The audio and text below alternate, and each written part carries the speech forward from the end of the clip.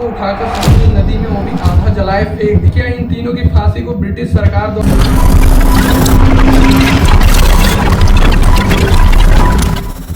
गांधी के भारत लौटने 1915 से 1948 के बीच में हुए ऐतिहासिक घटनाओं में ऐसे 3 सवाल जो आज भी लोगों के दिल से उठकर दिमाग को सोचने पर मजबूर कर देता है। सबसे पहले बात करेंगे हम राजगुरु सुखदेव और भगत सिंह जी की फांसी की।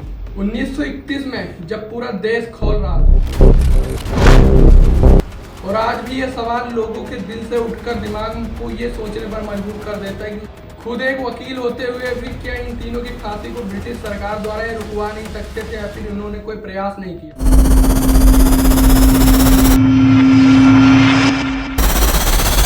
अंग्रेज सरकार ने इन तीनों अमर शहीदों को फांसी की सजा सुनाई थी, लेकिन क्यों गांधी जी ने इनको रोकने की कोशिश नहीं की या फिर की भी तो क्यों असफल रही। लेकिन आज ये तो सबको पता है कि इन तीनों अमर शहीदों को फांसी हुई थी, लेकिन इनके पीछे भी 3 मेन रीजन थे इनको फांसी की सजा सुनाने के लिए।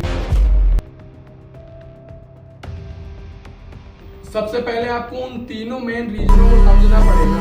नंबर 1, सॉन्डर्स की हत्या।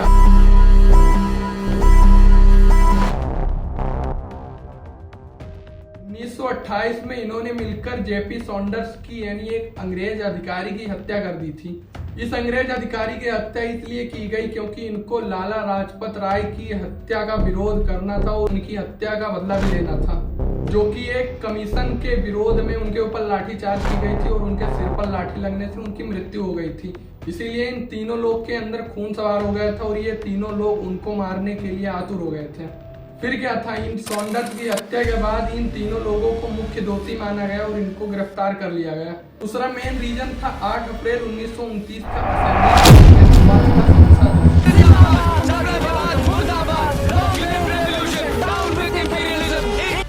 बटुकेश्वर दत्त और भगत सिंह जी ने मिलकर 1929 में इस असेंबली में बॉम्ब फेंका था, जो कि किसी को मारने के लिए नहीं बल्कि सिर्फ अंग्रेज अधिकारियों को जगाने के लिए था। बॉम्ब डेंजरस नहीं था और ना ही किसी को मारने के लिए इसे फेंका गया था, सिर्फ राज चेतना को जगाने के लिए और अंग्रेज अधिकारियों को सजग करने के लिए इन दोनों ने इस असेंबली में बॉम्ब को फेंका था। लेकिन इस बॉम्ब केस के बाद वो चाहते तो भाग सकते थे, उन्होंने वहीं पर खड़े होकर नारे लगाने शुरू कर दिए। ब्रिटिश सरकार के अंदर इन तीनों के अंदर डर बैठ गया था और तीसरा कारण ये था कि इन्होंने इनको दबाना चाहा, यानी इन तीनों को दमन करने की कोशिश की। फिर क्या, सॉन्डर्स मामले और बम केस के बाद इन तीनों को मुख्य दोषी बनाकर इनको मौत की सजा। आप ये जानकर चौंक जाएंगे कि 1920 और 1931-32 के बीच में ये जो 10-12 साल का गैप था, इसमें भारत में फांसी की सजा यानी पूरे जनसंख्या के बीच यानी पूरे पॉपुलेशन के बीच में सिर्फ और सिर्फ फांसी का रेट 0.10% था। ये 0.10% आपको देखने में शायद ही कम लग रहा हो, लेकिन इन्हीं 0.10% में सारे मेन भी अमर शहीद थे, उनको फांसी दी गई। लेकिन इतना समझने के बाद अब सबसे बड़ा सवाल उठता है जो लोगों को मजबूर कर देता है ये पूछने पर कि गांधी जी ने उन तीनों को क्यों नहीं बचाया। लेकिन आपने उन्हें बचाया नहीं कि गांधी जी ने इन तीनों भगत सिंह, राजगुरु और सुखदेव को फांसी होने से क्यों नहीं बचाया। आज नंबर 1 फैक्ट्स और सबसे बड़े प्रश्न को आज हम जानने की कोशिश करेंगे और ये भी एनालाइज करेंगे कि क्या गांधी जी ने उनको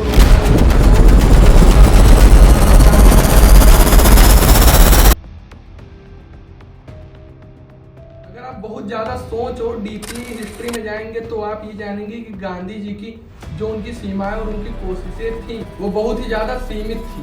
सबसे पहली बात कि गांधी जी ने कई बार लॉर्ड वायसराय इरविन को यह कहा कि इन तीनों की फांसी को स्थगित किया जाए और पुनर्विचार किया जाए कि इनको फांसी देना चाहिए या फिर कोई अलग सजा देनी चाहिए। गांधी जी ने 1930 और 1931 में कई बार इंग्लिश अधिकारियों को ये बताया कि अगर आप इनको फांसी देते हैं तो पूरे देश में शांति व्यवस्था भंग हो सकती है और आपके खिलाफ विरोध प्रदर्शन और कई सारे बड़े बड़े आंदोलन भी हो सकते हैं। इरविन से गांधी जी कई बार व्यक्तिगत रूप से मुलाकात भी की और उन्होंने कई बार ये कोशिशें भी की कि इनकी फांसी को रोका जाए। फिर भी लॉर्ड इरविन ने इनकी इन सारी बातों की सराहना करते हुए कहा कि आपकी विचार और तो नैतिक है, लेकिन ब्रिटिश सरकार का कानून है और इसे लागू करना पड़ेगा और इसे आपको पालन करना भी पड़ेगा।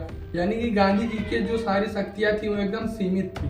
दूसरी बात, 5 मार्च 1931 को जब गांधी और इरविन समझौता हुआ था तब उसमें गांधी जी द्वारा एक प्रस्ताव दिया गया था कि हम अगर आंदोलन बंद करते तो आपको सारे राजनीतिक कैदियों को छोड़ा जाएगा, और इरविन ने इन सारी बातों को माना भी। इन तीनों लोगों के नाम उसमें थे ही नहीं। अब आप ये सोचेंगे कि गांधी जी एक तरफ एक तरीके से यानी लेवल अप करके इनको रोकने की कोशिश भी की, लेकिन सीधे कभी भी इनको रोकने की कोशिश तक नहीं की।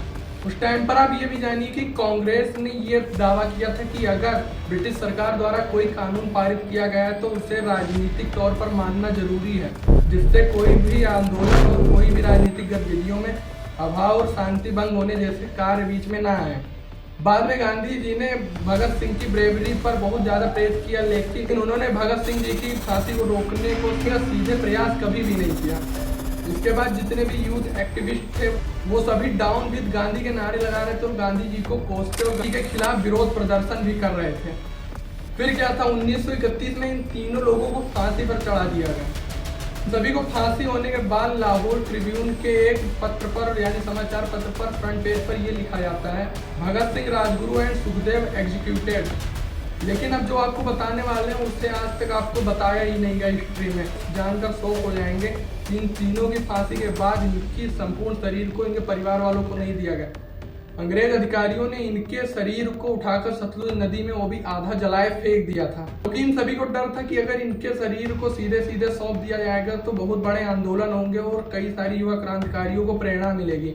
लेकिन लास्ट में यही कंक्लूजन निकलता है कि गांधी जी ने कई सारे प्रयास इन तीनों की फांसी को रोकने के लिए किए, लेकिन चाहे वो सीधे तौर पर ना किए गए हों। आप ही एक कल्पना कीजिए कि उस टाइम पर अगर गांधी जी स्वयं भारत के वायसराय होते तो क्या दूसरे को बचाने के लिए वो अपने कानून को तोड़ देते, या चाहे उनकी जगह पर आप ही होते। एक तरफ गांधी जी की शांति व्यवस्था और दूसरी तरफ अंग्रेज अधिकारियों की अडिग नीति यानी कठोर नियमों का पालन। इन दोनों के बीच में तीसरी बात यह थी कि कई सारे आंदोलन और कई सारे कार्यों की समझौतों पर संधियां हुई थी, जिसे टूटने के सबसे बड़े डर थे। इसीलिए इन दोनों के तरफ से कोई मुख्य कदम और सबसे बड़ा कदम ना ही उठाया गया और ना ही उनके बारे में कभी सोचा गया।